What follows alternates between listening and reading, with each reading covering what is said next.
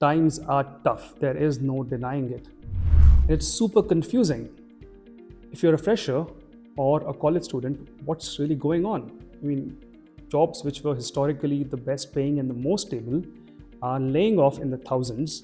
The job market is shrinking, of course. Then there is all this AI hype, and then there's influencers trying to tell you to do one particular thing. This all can be super confusing. In this video, I try to share some of my ideas to hopefully bring some clarity so that you understand what's going on and perhaps share some guidance for you to navigate this uncertainty. Hi, my name is Rahim.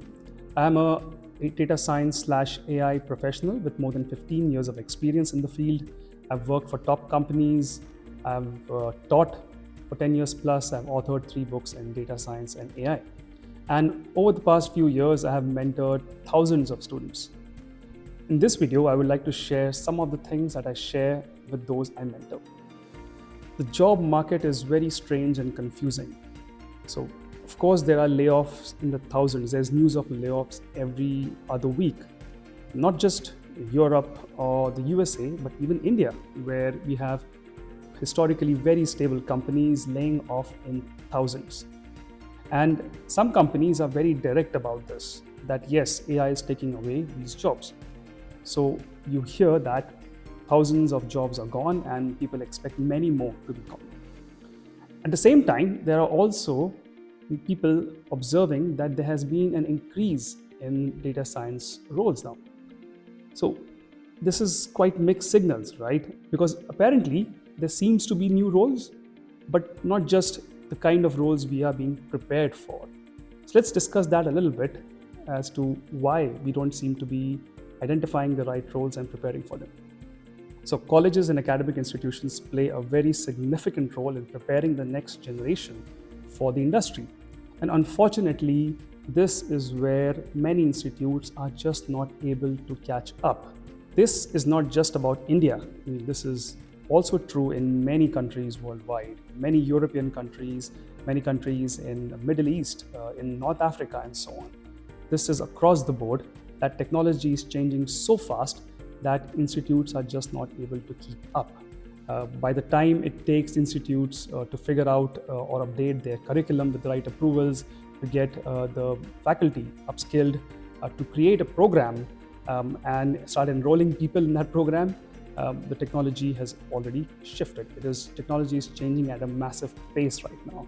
And also, most of the professors in many institutes are just not involved and working with industry deeply on the frontier or the cutting edge of technology to be really aware. So most people are reacting and they are learning a little bit late. And technology, as you've seen in the past couple of years or 5 years, has been changing at a super rapid pace, which is not possible for any academic institute to really catch up on.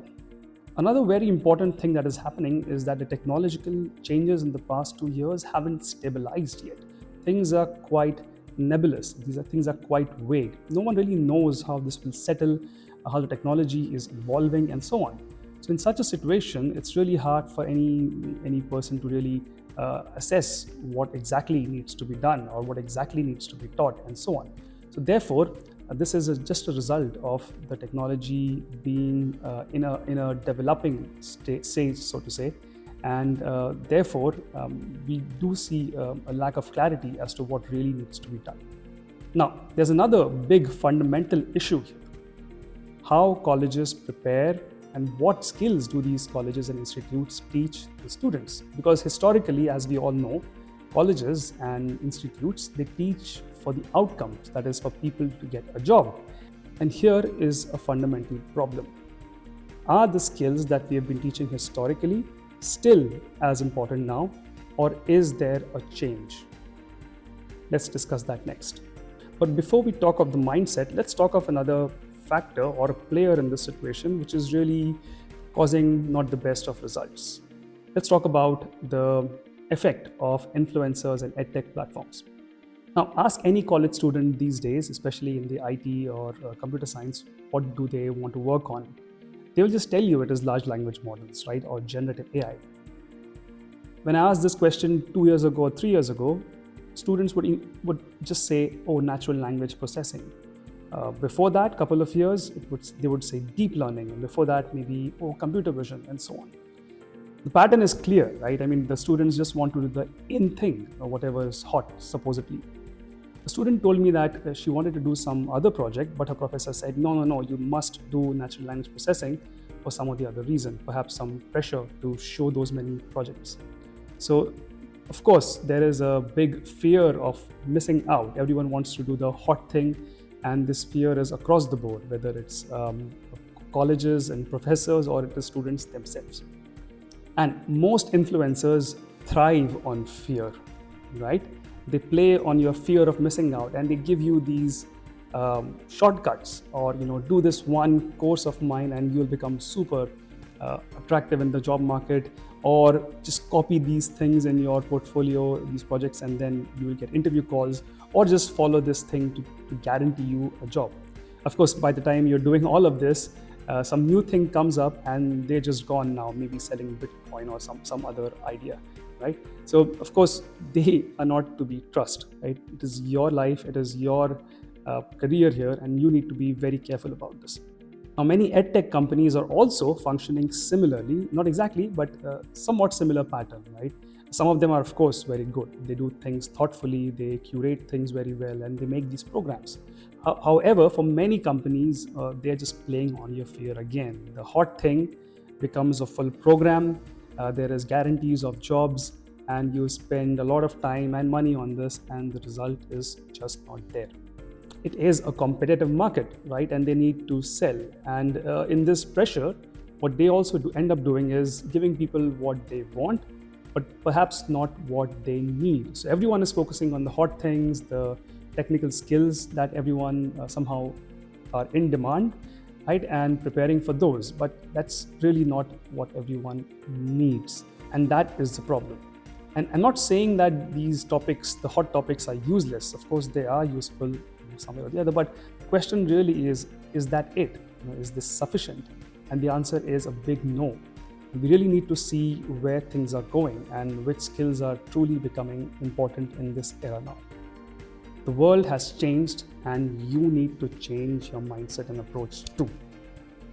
Your skills, your mindset, and attitude are now becoming far more important than your technical skills in many, many roles. How trainable you are, how well you can solve problems is far more important than whether you can solve some lead code problems or implement some algorithms, right? Many companies already had this problem solving round where they would test a candidate in how they approach a particular problem. And now these rounds are becoming even more important, a mandatory step in many companies. They don't care about your code in this round. They ask you to solve a problem. They see how you understand the problem, whether you ask clarifying questions, whether you express the problem well, how you break it down into smaller parts, how you decide which part to solve, how do you prioritize, and how do you go about solving that particular thing. In the whole process, how good your communication skills are. So none of this is about code, of course. For many roles, the deep technical skills are no longer too relevant. I mean, yes, you need to know how to use these new technologies like generative AI, but you don't need to know how to create it from scratch. You don't need to know how to fine-tune a large language model in your role. I mean, for most roles, this doesn't quite matter. So, in a way, we are kind of coming back to the more fundamental human skills. Things like problem solving, things like thinking through, right? Communication, maybe influence, and so on. And in a way, we are coming back to more fundamental things which are not heavily tech dependent, are not heavily code dependent. Now, I'm not saying the technical skills are not important anymore. Of course, you need some of them to be more productive, but the depth is changed. There is a mix, of course, between technical and non-technical, but the mix is changing significantly, and it is very different from 5 years ago. So now there's a question.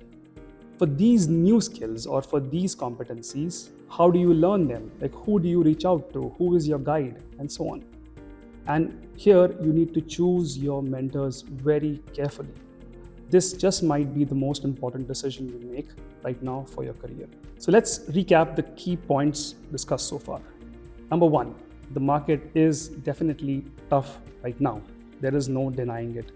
2, academic institutes cannot keep up. Even if they try, it is very hard for them to catch up. Number 3, there is massive fear of missing out going on right now.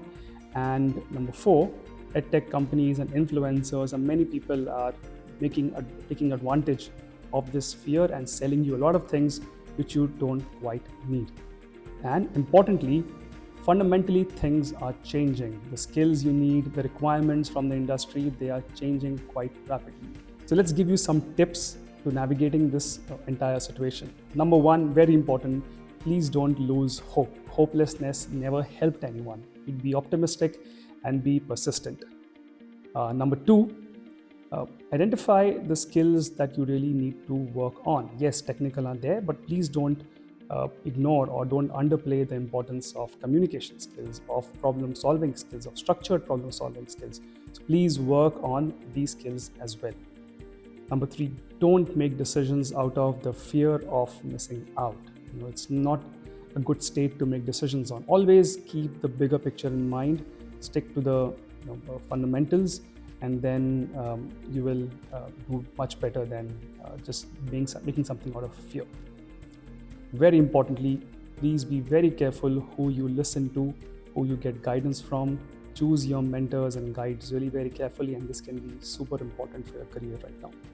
So a lot of points discussed in this video, but I hope this brings you some clarity as to what's really going on, because realizing the environment, the situation is an important first step in making a strategy to make things better for yourself. Now, there's a lot to talk about on this topic, and perhaps I'll do a lot of follow-up videos, a lot of discussion on this. If you found this video useful, do share it with your friends and do think about the points discussed over here. Right? This is important discussion to have right now. And very importantly, please don't lose hope. Be persistent and keep trying. And if you do it right, apna time aayega, as it said. And I'll see you in the next one.